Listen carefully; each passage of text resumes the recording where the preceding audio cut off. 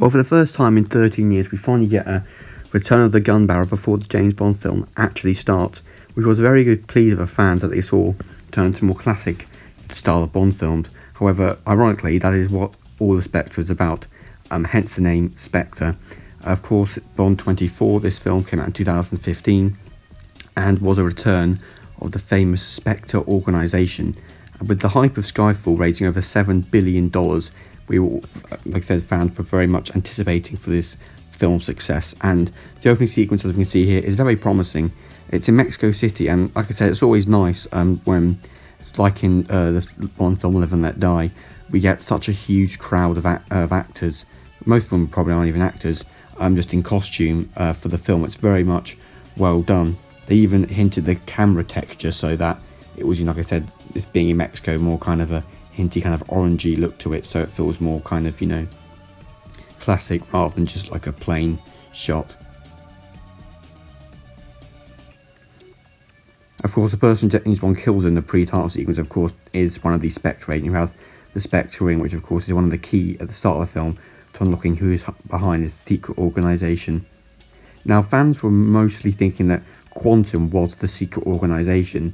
However, they were probably both pleased that, it wasn't, because Quantum was, of course, a pretty terrible film. Although it was quite nice to see it like a whole branch of continuity that, all four Daniel Craig films can link together. Bill Tanner returns once again, and also this new character, C. C is only ever in this one Bond film, and we of course learn straight away really as fans that he's probably someone not to be trusted. But for the first time since, probably a good 15-20 years since probably the Timothy Dalton or Pierce Brosnan films, we get a return to kind of that James Bond Q talk in kind of the gadgets room. So it's very, very good to see that returning again. Again, mirroring that idea of this is a more classic Bond film.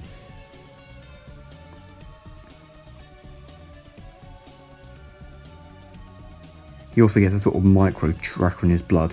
Doesn't hold too much difference for the film, but anyway, it's a good touch.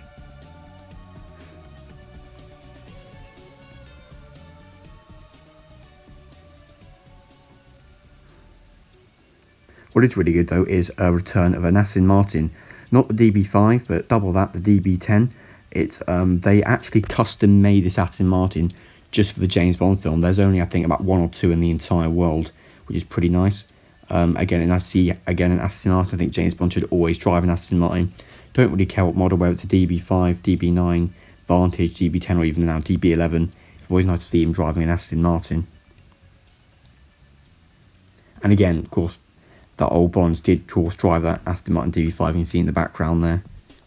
There's good continuity as well. We also finally, in this bit, probably the most exciting scene in the film, really, for two reasons. Firstly, for the first time since, pretty much Diamonds Are Forever in 1971, so for the first time in 44 years, we get a return of Blofeld, which is, a very, very good moment. And we also get, as we'll see in a minute, after they start talking about this organised crime they've been doing, as you can see here, a brand new henchman who is probably arguably the best henchman in all the James Bond films. He's effectively kind of a combination between Oddjob and Jaws, because he doesn't speak, but he's very ruthless in his killing and murder. And like Jaws with his metal teeth, he does not have metal teeth, but what he does have as metal is metal thumbs, which he uses to basically crush someone's eyes, which, again, is interesting because it's kind of brutal, despite James Bond being a film all about kind of, shooting and killing bad guys. You very rarely actually see kind of big amounts of blood. I mean, obviously, because of course it's only ever rated PG or 12, but it's interesting, like I said, there's a bit more blood in this film.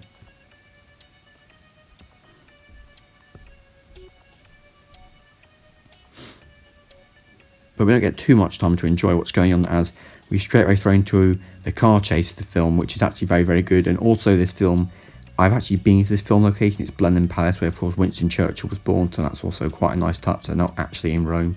Well, this bit they are, but before they weren't. So anyway, a chase scene in the cars follows, and we get to see the nice flex of the Aston Martin's gadgets. And also, I feel a bit stupid really, for about 6 years, 7 years now, since Spectre's been released, I thought that he was driving a Ferrari.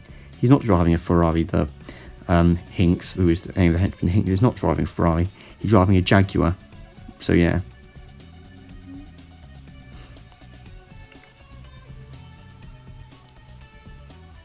But it's very, very good. It really does make you feel like you are watching a classic Bond film. All the meanwhile, we learned that Mr. White is this kind of infamous kind of Austrian secret prince, who of course is again hidden behind the Spectre organisation.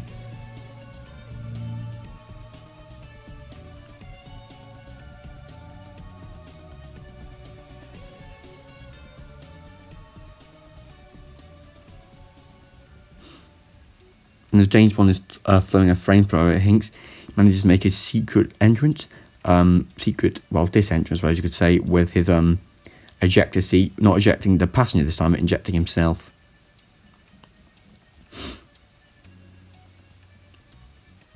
As James Bond makes his way to Austria, we learned about someone who, not in this film, but of course in No Time to Die, does make a return, Madeleine Swan, who is, she becomes much more relevant towards the end of the film. But of course, he is trying to rescue her because she knows information, and of course, they're trying to take away to Hinks, etc., trying to take away to Spectre organisation. I mean, again, it's moments like this where you kind of realise, how did James Bond get that plane? It's a bit far-fetched. And if you think about it, why would he want to follow them in plain view? Why not fly at like 1,500 feet so they don't see him? But then again, it wouldn't be quite as exciting. So yeah, there's these little loopholes in the rule. And also, how that pistol manages to shoot a plane from about 300 feet off, again, is a bit far-fetched, but it doesn't really matter. But it's very, very good. That's the point. It's very, very good. Crashing through the house and destroying the Jeep. It's all very, very good films, which again, it shows that this is really a great redemption from Quantum of Solace, despite it being 2 films back down the line now. But again, similar sort of job in Jaws. Hinks is not dead, and he somehow makes a return, despite being hit in the car.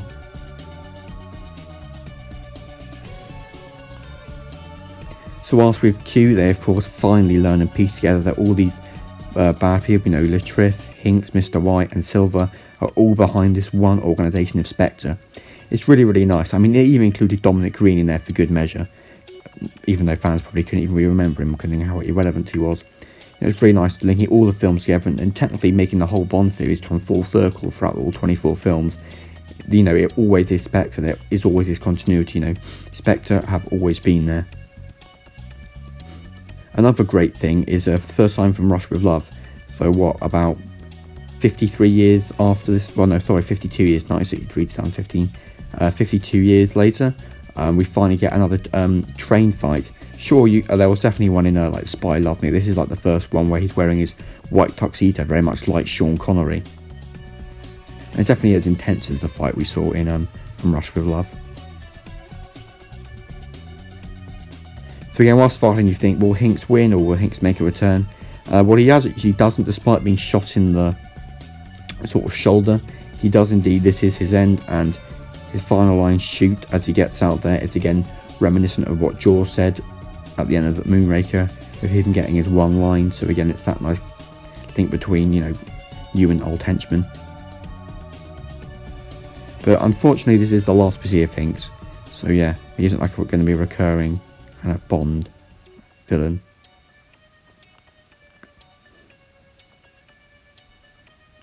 M does make a return as a Ray Fine, which is quite nice. And the climax of this film is, honestly, I don't know, it feels a bit anticlimactic. I mean, the way it just kind of ends so suddenly, which is a bit of a shame because the film has been really, really enjoyable up until this point. And James Bond, of course, sees images as all the past villains and his girlfriend from Casino Royale as he makes his way to find Blofeld.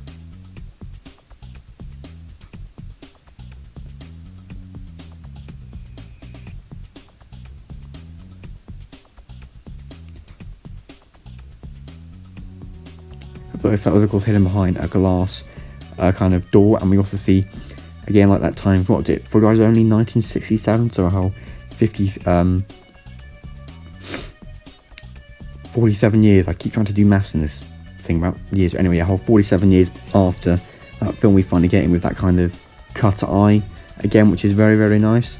I think it does work. I mean, as we see, like Diamonds Are Forever, Thunderball, we've had many actors play Blofeld, and not all of them have had that cut eye, but I definitely think that it is the best with the cut eye from You Only Live Twice, so I think it's good they've brought that version back again. I last appearance back again.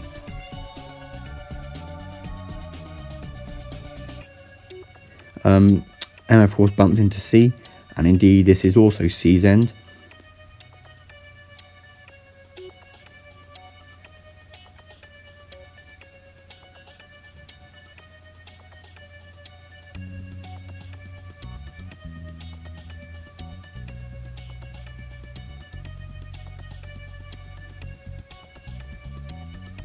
So James Bond manages to rescue Madeline Swan as they jump out of the building and into one of the boats, which is probably one of those boats from the start of The World Is Not Enough, which again is quite a nice continuity. They make their way down the river the Thames. The MI6 building is, well, completely devastated, to be completely honest with you. It's completely dead. And again, he somehow manages to shoot a helicopter down from probably about 400 yards away this time. I'm not an expert on guns, but I'm pretty sure that's not possible. But anyway, well, of course, Blofeld does survive. And again, I say it being anticlimactic, it also does work. I mean, it would have been a bit ridiculous if that was kind of it, you know, Blofeld came down, James Bond shot him, or he died in the crash or whatever. It is nice that, you know, he survived, but of course this is Blofeld. Blofeld, like with Bond, can't really die. He has to always be there and live on. I mean, in the film, it leaves fans wondering again about where this new era of Bond is going.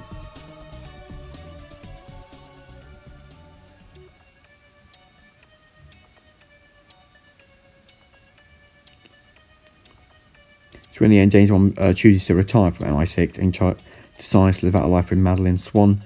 I mean, he's only really known her for about, well, 1 hour and 50 minutes of the film at this point. But a bit of a far-fetched idea, but I mean, like I said, of course, when No Time to Die came out, it became much more relevant why he did that.